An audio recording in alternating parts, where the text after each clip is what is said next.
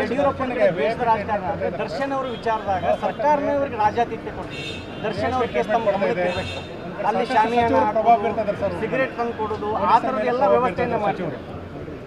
ನೋಡಿ, ಇದು ಯಾವ ಕಾರಣಕ್ಕೂ ಯಾವ ಪ್ರಭಾವಕ್ಕೂ ಒಳಗಾಗಲಾರದೆ ಅತ್ಯಂತ ಕಟ್ಟುನಿಟ್ಟಿನ ತನಿಖೆ ಆಗಬೇಕು ಮತ್ತು ಅಪರಾಧಿಗಳಿಗೆ ಶಿಕ್ಷೆ ಆಗಬೇಕು. ಇದರ ಬಗ್ಗೆ ಯಾವುದೇ ರೀತಿಯಾದಂಥ ಅನುಮಾನ ಇಲ್ಲ. ಆದರೆ ಕೆಲವು ಸಚಿವರು ಮತ್ತು ಕಾಂಗ್ರೆಸ್ ಪಾರ್ಟಿಯ MLAಗಳು ನಡ್ಕೊಳ್ತಾರಂಥ ರೀತಿ ನೋಡಿದರೆ ಹಸ್ತಕ್ಷೇಪವನ್ನು ಮಾಡಿ ತನಿಖೆಗಿಂತ ಮೊದಲೇ ಮತ್ತು ವಿಚಾರಣೆಗಿಂತ ಮೊದಲೇ ಅವರಿಗೆ ಒಂದು ರೀತಿಯಲ್ಲಿ ಫ್ರೀ ಹ್ಯಾಂಡ್ ಅವರನ್ನು ಫ್ರೀ ಮಾಡಬೇಕು, ಅವರನ್ನು ಮುಕ್ತಗೊಳಿಸಬೇಕು ಅನ್ನುವಂಥ ಸಂಚು ನಡೀತಾ ಇದೆ ಅಂತ ಅನ್ನಿಸ್ತಾ ಇದೆ.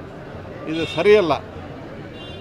ವಿಚಾರಣೆ ಆಗಬೇಕು ಮತ್ತು ಅದಕ್ಕೆ ಸರಿಯಾದಂಥ ತನಿಖೆ ಆಗಬೇಕು. ಇಲ್ಲಿವರೆಗೆ ಪೊಲೀಸರ ತನಿಖೆಯನ್ನು ಉನ್ನತ ಮಟ್ಟದ ಅಧಿಕಾರಿಗಳು ಸರಿಯಾಗಿ ಮಾಡಿದ್ದಾರೆ ಅಂತ ನನಗೆ ಮಾಹಿತಿ ಇದೆ.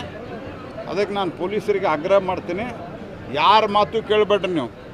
ನಾಳೆ ಹೈಕೋರ್ಟು ಮತ್ತೊಂದು ಕಡೆ ಹೋದಾಗ ನಾಳೆ ನೀವು ಉತ್ತರ ಕೊಡಬೇಕಾಗ್ತದೆ. ಯಾರು ಅವ್ರನ್ನ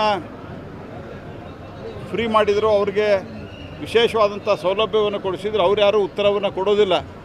ಪೊಲೀಸ್ ಅಧಿಕಾರಿಗಳು ಉತ್ತರವನ್ನು ಕೊಡಬೇಕಾಗ್ತದೆ. ಅದಕ್ಕೆ ನಾನು ವಿಶೇಷವಾಗಿ ಬೆಂಗಳೂರು ಪೊಲೀಸ್ ಕಮಿಷನರನ್ನು ಅತ್ಯಂತ ಸ್ಪಷ್ಟವಾಗಿ ನಾನು ಆಗ್ರಹಿಸ್ತೀನಿ.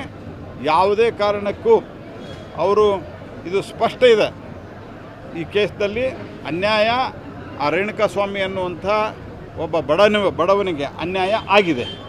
ಆತ ಸತ್ತೋಗಿದ್ದಾನೆ, ಅವನು ಮರ್ಡರ್ ಮಾಡಿದ್ದಾರೆ. ಹಾಗಾಗಿ ಅವನನ್ನು ಮರ್ಡರ್ ಮಾಡಿದವ್ರನ್ನ ಸಂಪೂರ್ಣವಾಗಿ ತನಿಖೆಗೊಳಪಡಿಸಿ ಖಂಡಿತವಾಗಿಯೂ ಅತ್ಯಂತ ಕಟ್ಟುನಿಟ್ಟಾದ ಅತ್ಯುಗ್ರವಾದಂಥ ಶಿಕ್ಷೆಯನ್ನು ಕೊಡಬೇಕು. ಕಾನೂನಿನ ಮುಂದೆ ಎಲ್ಲರೂ ಸಮಾನರು ಅನ್ನುವಂಥದ್ದು ಕರ್ನಾಟಕದಲ್ಲಿ ಸಿದ್ಧಗೊಳ್ಳಬೇಕು.